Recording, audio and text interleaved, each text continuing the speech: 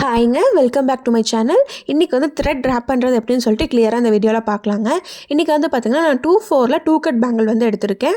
அதுக்கு வந்து மேட்சிங்காக வந்து ரெட் கலர் த்ரெட்டும் நான் வந்து எடுத்திருக்கேங்க. ஃபஸ்ட்டு வந்து நம்ம ஸ்டாண்ட்ஸ் எடுக்கிறோம் இல்லைங்களா, அது எப்படி வந்து எடுக்கிறதுன்னு சொல்லி பார்த்துடலாம்.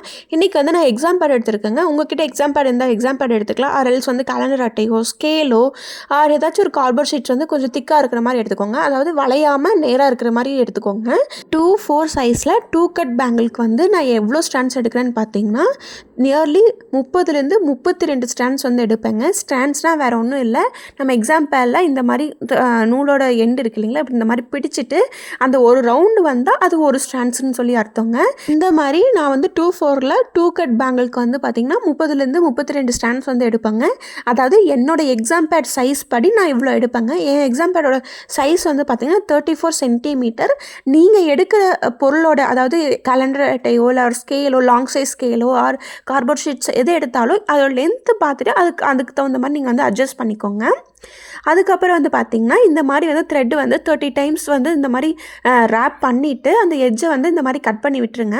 கட் பண்ணி விட்டதுக்கப்புறம் என்ன பண்ணணும்னு பார்த்திங்கன்னா சென்டர்லேருந்து, அதாவது கொஞ்சம் கேப் இருக்கும் இல்லைங்களா கீழே, அங்கே சென்டர்லேருந்து கையை விட்டு மேலே வரைக்கும் இழுத்துட்டு வந்து த்ரெட்டை வந்து எல்லாத்தையும் ஒன்று சேர்த்து பிடிச்சிக்கோங்க. பிடிச்சிட்டு அதுக்கப்புறம் என்ன பண்ணணும்னா கட்டர் யூஸ் பண்ணி அந்த எட்ஜை வந்து கட் பண்ணி விட்டுருங்க. கட் பண்ணிவிட்டு அந்த இடத்துல வந்து நம்ம வந்து என்ன பண்ணலான்னு பார்த்தீங்கன்னா ஃபேப்ரிக் க்ளூ இருக்கு இல்லைங்களா, அதை யூஸ் பண்ணி நம்ம வந்து அந்த இடத்த எட்ஜஸை வந்து நம்ம ஸ்டிக் பண்ணிடலாங்க. ஃபேப்ரிக் க்ளூ வந்து லைட்டாக அப்ளை பண்ணிட்டு நல்லா ஸ்டிக் பண்ணிட்டு அந்த எட்ஜ் அன்னிவனாக இருக்கிறத வந்து கட் பண்ணிடுங்க. அதுக்கப்புறம் என்ன பண்ணலான்னு பார்த்தீங்கன்னா நம்ம பேங்கிள் எடுத்துகிட்டு சென்டராக ஏதோ ஒரு இடத்துல வந்து லைட்டாக க்ளூ அப்ளை பண்ணிவிட்டு நம்ம கட் பண்ணி வச்சுருக்கு இல்லைங்களா த்ரெட்டு, அதை வந்து அந்த க்ளூ மேலே அப்படியே வச்சு நல்லா ஸ்டிக் பண்ணி அது வந்து கொஞ்சம் நேரம் காய விட்டுலாம். 1 or 2 minutes வந்து காய விட்டுருங்க. அது வந்து நல்லா காஞ்சிக்கும். அதுக்கு இதே மாதிரி வந்து நீங்கள் எவ்வளோ பேங்கிள்ஸ் பண்ணுறீங்களோ அவ்வளோ பேங்கிள்ஸ்க்கும் இந்த மாதிரி எடுத்து ரெடி பண்ணி வச்சுருங்க. அதுக்கப்புறம் காஞ்சதுக்கப்புறம் நம்ம வந்து ரேப் பண்ண ஸ்டார்ட் பண்ணிடலாம். த்ரெட்டு வந்து நல்லா ஸ்டிக் ஆனால் மட்டும்தாங்க நம்மளால் வந்து டைட்டாக வந்து த்ரெட்டை வந்து ரேப் பண்ண முடியும். இப்போ வந்து எப்படி நான் ரேப் பண்ணுறேன்னு பார்த்தீங்கன்னா நம்ம 3 ஃபிங்கர் இருக்கு இல்லைங்களா, அதை வந்து பேங்கிள்குள்ளே விட்டுட்டு ஆள்காட்டி விரலையும் பெருவிரலையும் வந்து மேலே வந்து இந்த மாதிரி பிடிச்சிக்கிறேன். நான் எப்படி பிடிக்கிறேன்னு சொல்லிட்டு நல்லா பார்த்துக்கோங்க. பார்த்துட்டு அதே மாதிரி ட்ரை பண்ணுங்க.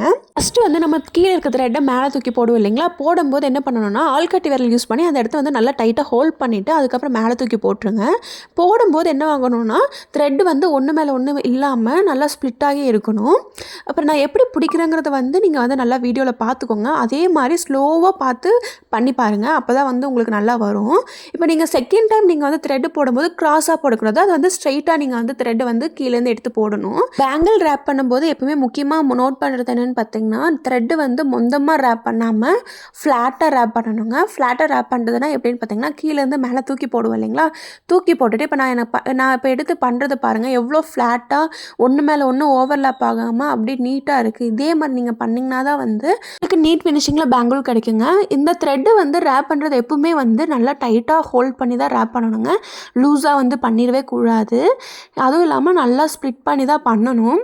இப்போ வந்து மொந்தமாக பண்ணுறதுனா எப்படின்னு பார்த்தீங்கன்னா இப்படி மேலேருந்து தூக்கி போடுறோம் இல்லைங்களா, தூக்கி போட்டுட்டு இப்போ நான் ஃபஸ்ட்டு பண்ணதுக்கும் இப்போ பண்ணுறதுக்கும் பாருங்கள் எவ்வளோ அதாவது குறுக்கி மொந்தமாக இருக்குன்னு. அந்த மாதிரி பண்ணாமல் இந்த மாதிரி நல்லா இந்த மாதிரி தூக்கி தூக்கி விட்டிங்கன்னா நல்லா உங்களுக்கு வந்து ஸ்ப்ளிட் ஆகி கிடைக்கும். அப்படி ஸ்ப்ளிட் ஆகி கிடைக்கிறத வந்து அப்படியே ஓவர்லாப் ஆகாமல் பிடிச்சு ரேப் பண்ணிங்கன்னா உங்களுக்கு வந்து நீட் ஃபினிஷிங்கில் வந்து கிடைக்குங்க. இன்றைக்கி வந்து பார்த்திங்கன்னா 2/4 டூ கட் பேங்கிள் எடுத்திருக்கேன். இதுக்கு வந்து 30 to 32 ஸ்டாண்ட்ஸ், அதாவது 30லேருந்து 32 ஸ்டாண்ட்ஸ் வந்து நான் எடுப்பேங்க நார்மலாக. நீங்கள் வந்து பிகினராக இருக்கீங்கன்னா கூட ஒரு 5 ஸ்டாண்ட்ஸ் வந்து சேர்த்து வந்து எடுத்துக்கோங்க. இதே இது 2/6 இருந்துச்சுன்னா 2/4 இல்லாமல் 2/6 இருந்துச்சுன்னா கூட இன்னொரு 2-3 ஸ்டாண்ட்ஸ், அதாவது நான் 32 எடுக்கிறேன்னா 35 ஸ்டாண்ட்ஸ் எடுப்பேங்க. ஸோ இது மாதிரி தான் வந்து நம்ம இது பண்ணிக்கணும். ஃபஸ்ட் டைம் நீங்கள் எடுத்து செக் பண்ணி பாருங்கள். அதே கரெக்டாக இருந்துச்சுன்னா அதே கண்டினியூ பண்ணிக்கோங்க. இன்கேஸ் பத்தலை அப்படின்னா நெக்ஸ்ட் டைம் எடுக்கும்போது இன்னும் 2 ஸ்டாண்ட்ஸ் வந்து சேர்த்து எடுத்துக்கோங்க. இந்த ரேப் பண்ணும்போது ஒவ்வொரு டைமும் வந்து நம்மளோட த்ரெட் இருக்கு இல்லைங்களா, அதை வந்து சிக்கு இல்லாமல் நல்லா கையை உள்ளே விட்டு நீங்கள் வந்து இழுத்து விட்டுக்கோங்க. அப்போ தான் சிக்கு இல்லாமல் வரும். த்ரெட்டும் பேங்கிளும் வந்து நீங்கள் சேம் கலரில் எடுக்கிறீங்கன்னா இந்த மாதிரி நல்லா ஸ்ப்ளிட் பண்ணி நீங்கள் பண்ணலாம். இன்கேஸ் வந்து பேங்கிள் ஒரு கலரில் த்ரெட் ஒரு கலரில் எடுக்கிறீங்கன்னா நீங்கள் ரொம்ப ஸ்ப்ளிட் பண்ணும்போது உங்களோட பேஸ் பேங்கிள் கலர் வந்து வெளியே தெரியறதுக்கு வாய்ப்பு இருக்குது. ஸோ அப்படி இருக்கும்போது நீங்கள் வந்து கொஞ்சம் லைட்டாக வந்து ரொம்ப ஸ்ப்ளிட் பண்ணாமல் ஓரளவுக்கு மட்டும் பண்ணி நீங்கள் பண்ணிங்கன்னா உங்களுக்கு வந்து நல்ல ஃபினிஷிங் வந்து அச்சீவ் பண்ணலாங்க.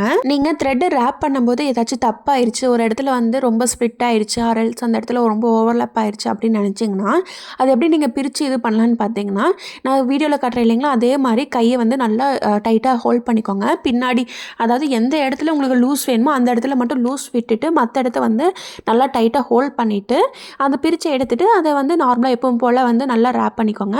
ரேப் பண்ணிவிட்டு அதுக்கப்புறம் வந்து நீங்கள் எப்பவும் போல் பண்ண ஆரம்பிச்சிடலாம்.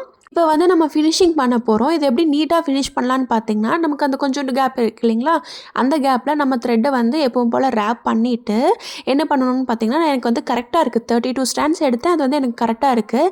இப்போ என்ன பண்ணுறேன்னா, எவ்வளோ வேணுமோ அவ்வளோ த்ரெட்டை மட்டும் வச்சுட்டு மிச்சத்தை வந்து நான் வந்து கட்டரோ ஆர் சிசர் யூஸ் பண்ணி நம்ம வந்து கட் பண்ணி எடுத்துக்கலாம். கட் பண்ணதுக்கப்புறம் லைட்டாக வந்து நீங்கள் க்ளூ அப்ளை பண்ணிவிட்டு அப்படியே வந்து அந்த நம்ம பெருவிரல் யூஸ் பண்ணி அப்படியே நீங்கள் வந்து அழுத்தி விட்டாலே நல்லா ஒட்டிக்கும். ஆர் எல்ஸ் நீங்கள் இன்னொரு கை யூஸ் பண்ணி அந்த த்ரெட்டை வந்து நல்லா க்ளூவில் அப்ளை ஆகிற மாதிரி நல்லா அழுத்தி விட்டுட்டு அதுக்கப்புறம் ஃபுல்லாக நல்லா அழுத்தி விட்டுட்டிங்கன்னா அது நல்லா ஸ்டிக் ஆகிக்கும். இந்த இடத்துல வந்து நம்ம நிறைய க்ளூ வந்து யூஸ் பண்ணக்கூடாது. ரொம்ப யூஸ் பண்ணிங்கன்னா அந்த க்ளூவோட இதெல்லாம் நமக்கு தெரியும். ஸோ வந்து லைட்டாக க்ளூ அப்ளை பண்ணிட்டு நல்லா அழுத்தி விட்டுட்டிங்கனாலே போதுமானது. அப்புறம் இந்த மாதிரி ஒற்றை இடத்துல வந்து பார்த்திங்கன்னா B7000 க்ளூ வந்து அப்ளை பண்ணக்கூடாது. நம்ம வந்து ஃபேப்ரிக் க்ளூ மட்டும்தான் யூஸ் பண்ணணும். ஏன்னு சொல்லி பார்த்திங்கன்னா B7000 யூஸ் பண்ணிங்கன்னா அந்த ட்ரேஸ் வந்து ரொம்ப ஓவராக தெரியும். ஸோ அதனால தான் வந்து நம்ம ஃபேப்ரிக் க்ளூ வந்து யூஸ் பண்ணுறோம். இவ்வளோதாங்க, வீடியோ முடிஞ்சிருச்சு. வீடியோ பிடிச்சிருந்துச்சுன்னா மறக்காமல் சேனலை சப்ஸ்கிரைப் பண்ணிட்டு வீடியோக்கு லைக் பண்ணிடுங்க. உங்களுக்கு ஏதாச்சும் டவுட் இருந்துச்சுன்னா மறக்காமல் கமெண்ட்டில் கேளுங்க. நான் எல்லா கமெண்ட்ஸ்க்கும் வந்து ரிப்ளை பண்ணுறேன். நெக்ஸ்ட் வீடியோவில் பார்க்கலாம். பாய்.